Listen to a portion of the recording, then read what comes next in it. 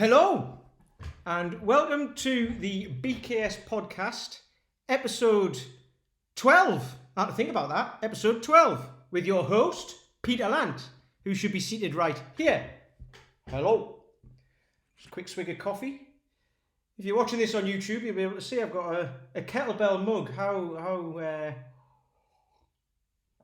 How sad is that? It's actually my kettlebell crossword mug. Clean, press, swing, snatch, TGU, squat. Fantastic. Anyway, hello and welcome. Okay, so today I'm going to talk about stories. Now, I'll get straight into it. When I start to work with people, we talk about what that person wants. People tend to turn up. So, I mainly train guys in their 40s who are out of shape and want to get back in shape. They might have been sporty when they were younger, they might not have been. The reason why I do that is because I'm in my 40s and I was out of shape. I was never sporty at school or university or anything. I've told a story about at university when I was going to carry on doing karate, which I used to do when I was younger, until I started going out and getting drunk. And then when I got a bit older, and like about 16, 17, and then what was I going to say? And then when I went to university, I missed the bus to go to the first karate session, and I never went. And I spent the whole of university just getting hammered, and pretty much all the way through until my mid-30s. So that's a different story, but that is a story. But that's not the stories I'm talking about. So the guys I work with, like I say, are in their 40s. Got themselves out of shape. They might even be a little bit in shape, but they just want to be fitter and stronger because they're thinking about what they're going to be like in their 50s, 60s, 70s and beyond, which is what I think about, which is why I would like to train for longevity. Anyway, so what we do when we first start is we talk about setting goals. Now, usually guys come to me and they say, look, I'm a little bit overweight and I want to lose a few pounds, right? Which is cool. But if that was a compelling enough reason, it would be easy, right? And we'd all do it. That's where I started. And it still took me, I think it took me 10 years to actually finally get the results that I was looking for, that I wanted. And it was because I was telling myself stories the whole time. Okay?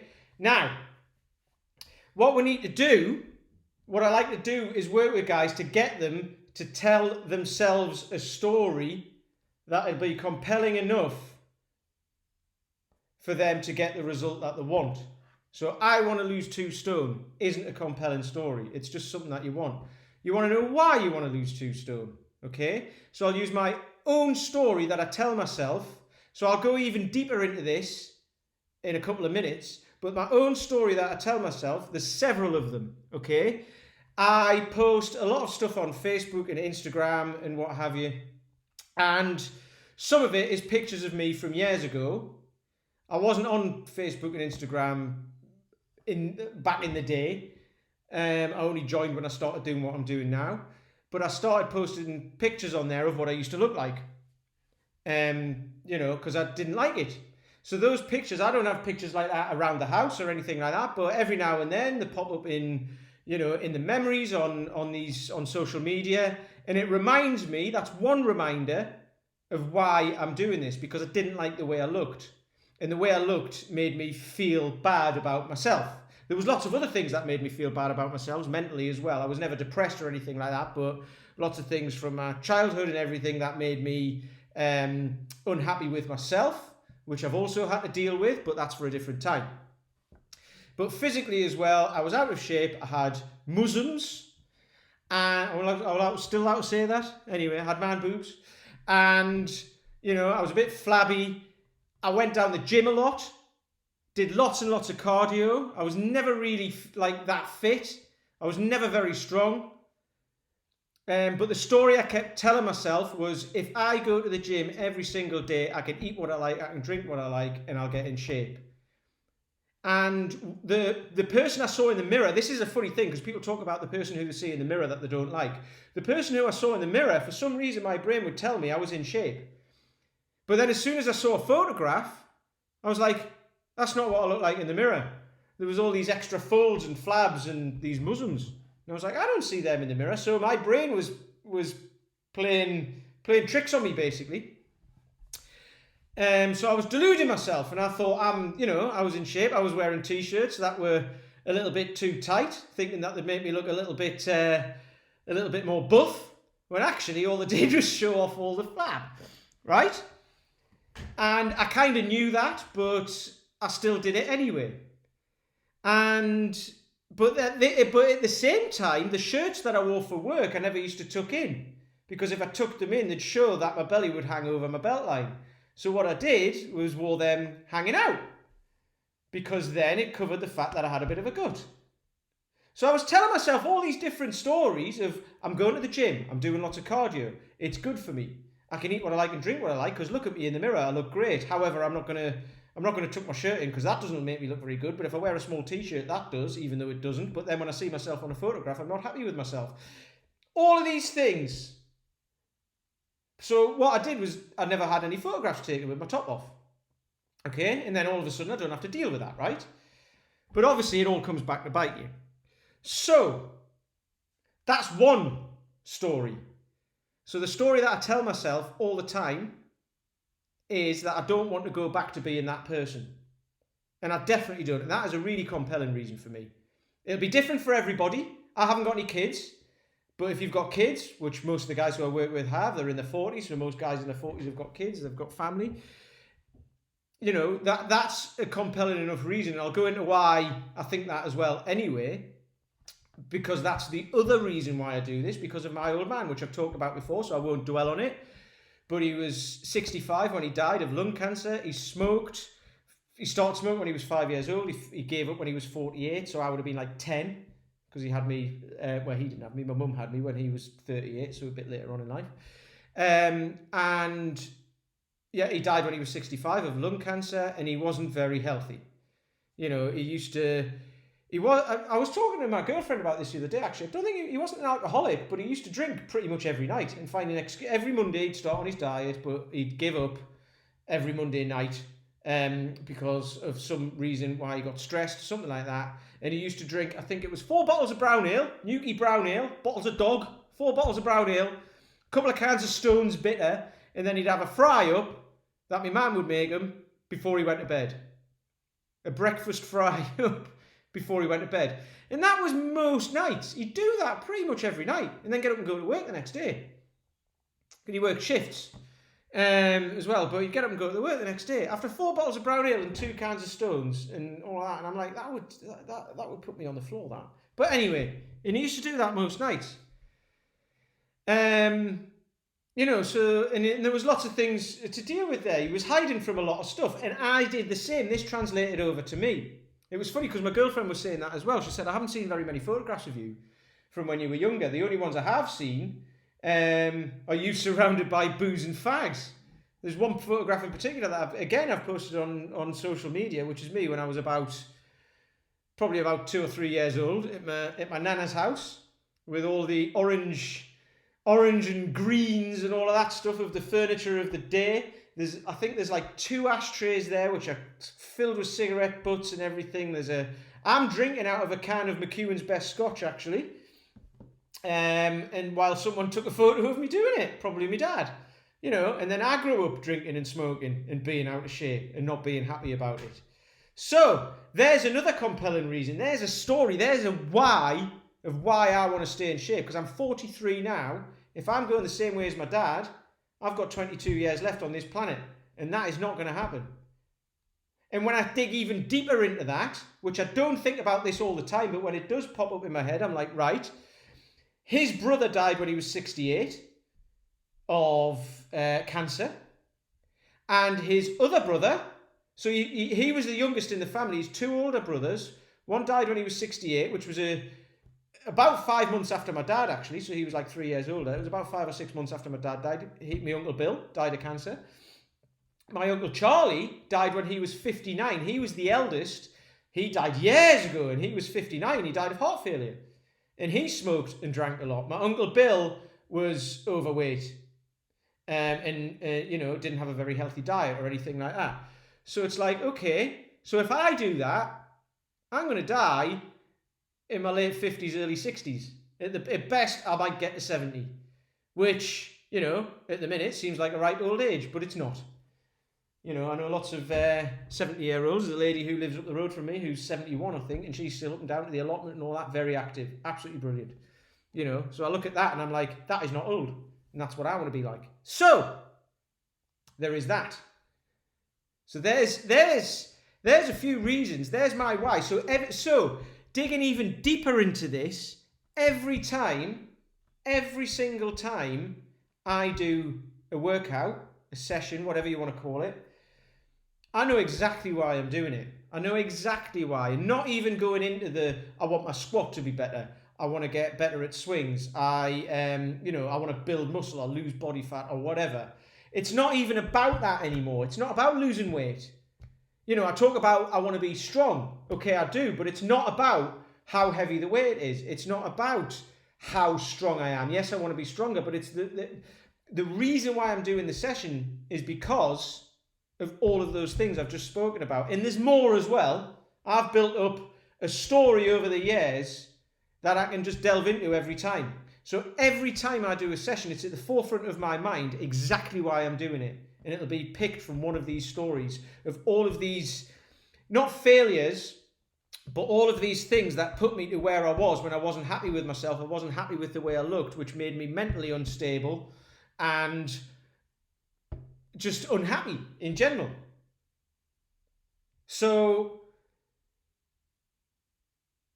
every single time I do a session, that is at the forefront of my mind. That is at the forefront of my mind. So I know exactly why I'm doing it. And like I say, regardless of the fact that I want my squat to be heavier, just because it'll make me stronger. I was wanting to get to a double body weight deadlift, which I did just before the lockdown, which is great. Those sorts of things. It doesn't matter if I get there or not, as long as I'm healthy along the way. I posted a picture of me hoisting a circus dumbbell, which I bought, which is great, by the way. I absolutely love it. But I posted a picture of me hoisting that above my head last week, because I bought it last week and it turned up.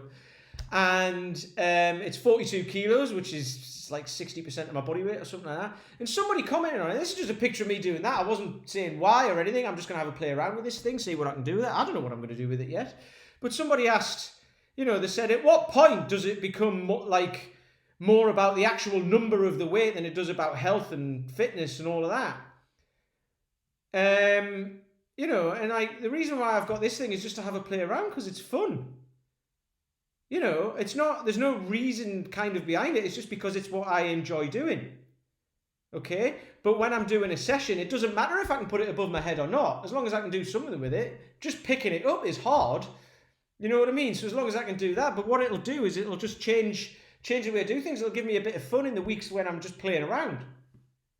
But the reason why I'll be doing it is to be healthier and to be fitter. If it's too heavy to do things with, I just won't do it. It doesn't matter about the weight. It doesn't matter as long as you're heading towards where you want to be. Getting towards my double body weight deadlift, I tried it over a year ago and it just wasn't moving. So I stepped all the way back, all the way down the weight and just did lots of stuff with lighter weights. And then I went to try it again just before lockdown, like I said, and it went up no problem. If it hadn't have done, I would have just kept going. There's no way I'm going to try and break myself just to get to a number.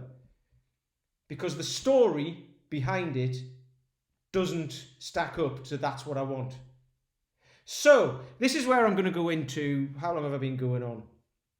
13 minutes, another few minutes. This is where I'm going to go into the stories that we tell ourselves about why we can't do stuff. So you get up in the morning and go, I'm tired. I'm too tired to do a session. I can't be bothered. You might have had a drink last night or something like that. Or you might have just been busy at work or whatever. There's all these stories that you tell yourself. I'm not fit enough. I'm not strong enough. It doesn't matter that I'm a bit overweight. I don't really care. Not that it matters if you are and you're happy with that. If you're not happy with it and it affects you in your, mentally, then it is an issue. Okay, regardless of what people say, it will be an issue. If you can mentally get over it, then that's fine. If you can't, then you need to do something about it, okay? And then that'll help. But you have to have that why. So if you're telling yourself stories, and I find this a lot, most people will tell themselves stories and they'll find all sorts of stories for why they can't do stuff, for why they can't do it. having to build up a story of why you want to be able to do something is harder. But once you have that and you tell yourself that over and over and over and over again, it becomes second nature. This is why I can get up in the morning and do a session, because I know exactly why I'm doing it. Sometimes it doesn't work. Last week, or the week before, or whenever it was, I was tired. There was 2 days when I didn't. I got up and I was like, do you know what? It'll be detrimental to me to actually go and do this session today because I don't feel great. So I'm just not going to do it. And that was fine. And I actually felt okay about it. I felt like I probably failed a little bit, but I was like, no, it's fine. And you know what? I didn't get any weaker. And actually, the next week I went and did the session I was going to do, and it felt great and it felt better. So the stories that you tell yourself of why you can't do stuff, you can build this pattern into your head. You can build this narrative of why you can't do something. And that becomes very, very... What's the word? I always lose a word when I do these podcasts. But that becomes very strong in your mind of why you can't do something. And then undoing all of that narrative to be able to build a story of why you can do something becomes even harder. Because you've built that story up over a number of years. So then you think, right, I just want to lose a couple of stone. Dead easy. I'll just go and do it. All I have to do is just write it on the fridge. I want to lose a couple of stone. Have one of them oinky pigs in the fridge or something like that to put you off. No, that's not going to work. Because you've built up this narrative over years of why you can't do something. So you need to start building up a narrative now of why you can do something. So this goes to what I was talking to the guys about this morning. This is why I'm doing this podcast now. Because I was talking to the guys about this very morning. And I was saying that there's people who I train online I might not hear from for a couple of weeks, maybe it's even a month. I'll still be onto them, on WhatsApp and in the groups and stuff like that. We're talking about what you do, how's it going, what you're doing, and they might just ghost me, okay? And then when they do come on, they'll be back on saying, right, I've decided I'm getting back on track now because I've realised why I was going to do this in the first place. So like I said, going back to the very beginning, when I start working with guys, and some ladies as well, it doesn't matter, but I mainly work with guys because I'm one. At the very beginning, we'll say, why do you want this? Yes, you want to lose a few pounds, but why? Okay, so I've just told you my why all the way through, right? That's a compelling reason. That's what you need, a compelling reason. Why do you need to do it? But then, when they start the training program or whatever, instead of reminding themselves, so I've got a weekly battle plan, and basically you remind yourself of this every single week, every single day, basically. When you get up in the morning, you remind yourself why you're going to do this. And people forget that. They just go, okay, I've got my why. Brilliant. So it's dead easy now. So I just get up and do a session every morning and eat well and all that. And then you don't for some reason because you forget it.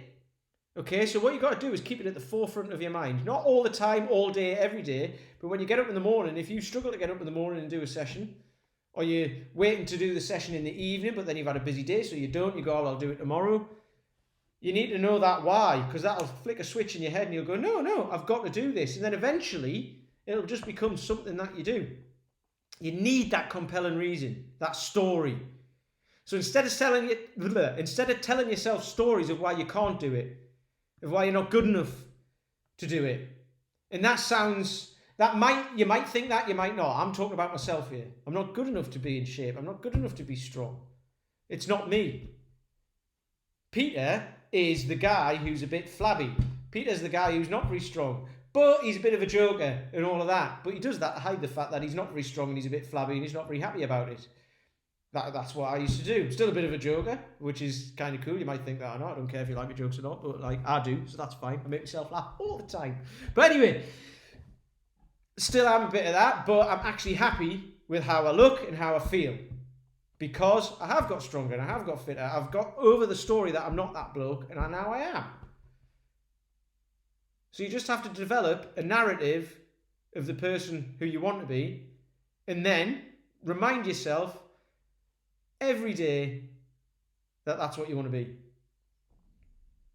Anyway, if you've liked this, I'm going to stop there. If you like this, like it, share it, tell your friends, comment, ask me questions. If you want to have a look, you can go and download my swing book off Amazon. I've got various other stuff, 28-day program. I'm also doing Getting together with Adventurous You, who are an adventure company based in Snowdonia. So have a look at them and everything.